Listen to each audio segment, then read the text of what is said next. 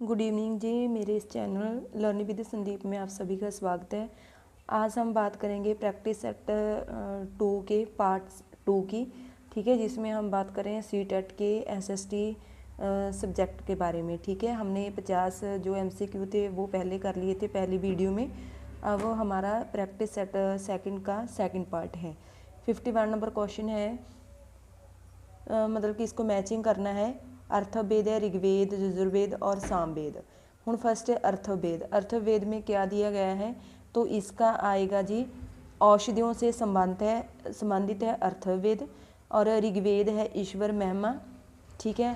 यजुर्वेद है जो वो उसमें है बलिदान विधि। और जो सामवेद है वो है रिलेटेड संगीत से, ठीक है जी, आपने याद रखना है। अगला है हमारा प्रश्न, चरक संहिता नामक पुस्तक किस विषय से संबंधित है, तो ये चिकित्सा से रिलेटेड है, ठीक है। अगला 53 नंबर प्रश्न है, जग संबंधी विधि विधानों का पता चलता है, तो ये चलता है जी यजुर्वेद में से हमें पता चलता है विधि विधानों का।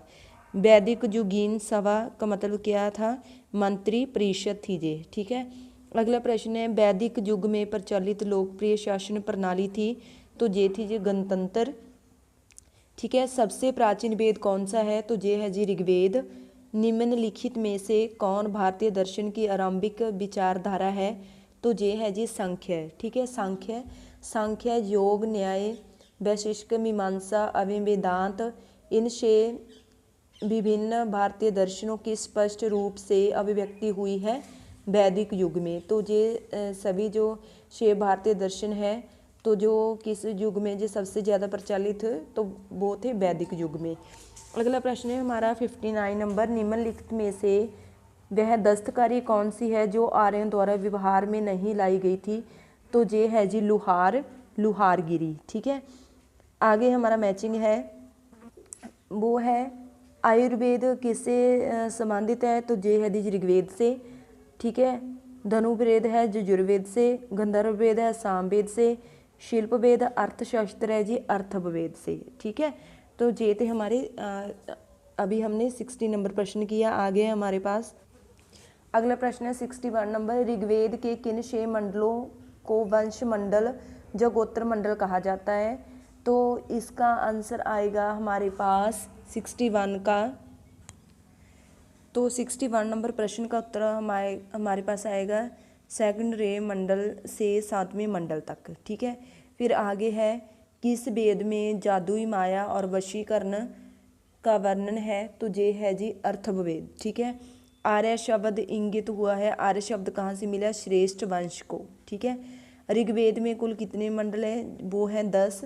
फिर आर्य भारत में समवेत आए थे, तो ये आए थे जी मध्य एशिया से, ठीक है। जो आर्य लोग हैं वो मध्य प्रदेश से भारत में आए थे। कौन सा वेद अंशतः गद रूप में भी रचित है, तो ये है यजुर्वेद। सवा और सम्मति प्रजापति की 2 पुत्रियां थी का उल्लेख किस वेद में मिलता है, तो ये मिलता है अर्थववेद में, ठीक है। ये मिलता है हमें अर्थववेद में। ऋग्वैदिक युग की प्राचीनतम संस्था कौन सी थी, तो ये थी विदथ। ब्राह्मण ग्रंथों में सर्वाधिक प्राचीन कौन है, तो ये है जी शतपथ ब्राह्मण। गोत्र व्यवस्था प्रचलन में कब आई, तो ये आई थी उत्तर वैदिक काल में, ठीक है। फिर है अनुलोम विवाह का अर्थ है उच्च वर्ण पुरुष का निम्न वर्ण नारी के साथ विवाह, उसे बोलते हैं अनुलोम विवाह। प्रतिलोम विवाह तब माना जाता था जब उच्च वर्ण की नारी निम्न वर्ण के पुरुष के साथ विवाह कर लेती, तो उसे प्रतिलोम विवाह बोला जाता था। वैदिक युग में यव कहा जाता था जौ को, ठीक है, जो एक फसल है। फिर आगे है, व्रीहि शब्द किसके लिए प्रयुक्त हुआ था, चावल के लिए। फिर है अर्थव का अर्थ है पवित्र जादू, ठीक है। 76 नंबर प्रश्न है हमारे पास, ये भी हमारा मिलान है। शिक्षा है ध्वनि शास्त्र, कल्पसूत्र है कर्मकांड, निरुक्त संबंधित है भाषा शास्त्र से, छंद संबंधित है छंद शास्त्र से, ठीक है। ये हमारा आगे है 77 नंबर प्रश्न, ये है प्राचीनतम व्याकरण अष्टाध्यायी की रचनाकार है, तो ये है जी पाणिनि। निम्नलिखित में से कौन सी स्मृति प्राचीनतम है तो ये है जी मनुस्मृति। आदि काव्य की संज्ञा किसे दी जाती है? रामायण को। फिर है प्राचीनतम पुराण है मत्स्य पुराण। ऋग्वेद में सबसे पवित्र नदी किसे माना गया है? तो ये है जी सरस्वती। वैदिक समाज की आधारभूत इकाई थी कुल या कुटुंब।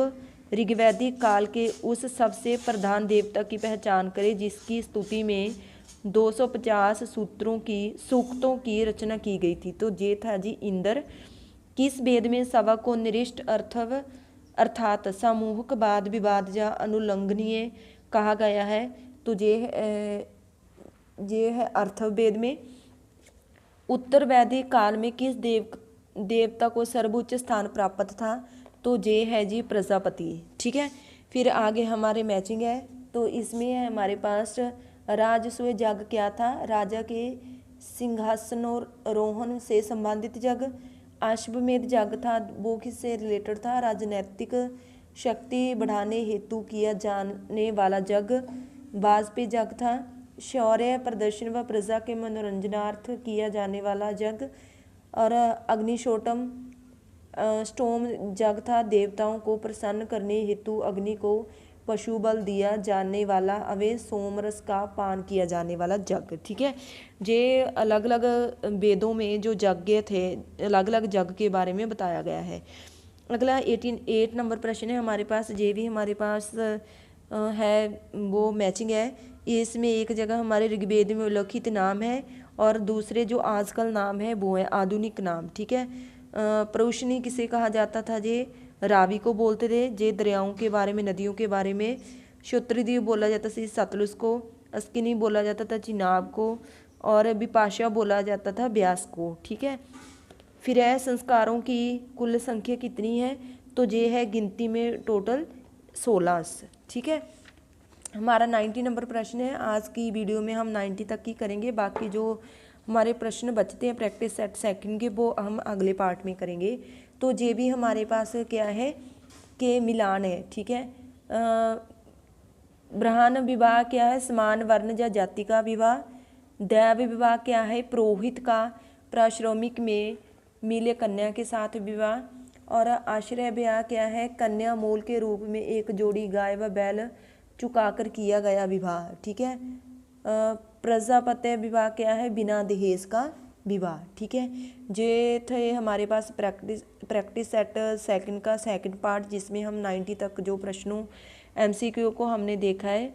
बाकी जो एमसीक्यू है वो हम थर्ड पार्ट में डिस्कस करेंगे। ठीक है, अगर आपको वीडियो अच्छी लगी तो प्लीज़ इसे ज़्यादा से ज़्यादा शेयर करना और कमेंट करके बताना कि आपको ये प्रैक्टिस सेट कैसे लग रहे हैं, आपके कुछ फ़ायदे में है इसका आपके लिए। क्योंकि ये हमारे प्रैक्टिस सेट हैं वो सीटेट और जो पंजाब का टीचर एलिजिबिलिटी टेस्ट हो तो उसके लिए, और जो हमें अन्य किसी राज्य के हम पेपर देते हैं तो उसमें एसएसटी के लिए ये सबसे महत्वपूर्ण प्रश्न है। धन्यवाद आप सभी का।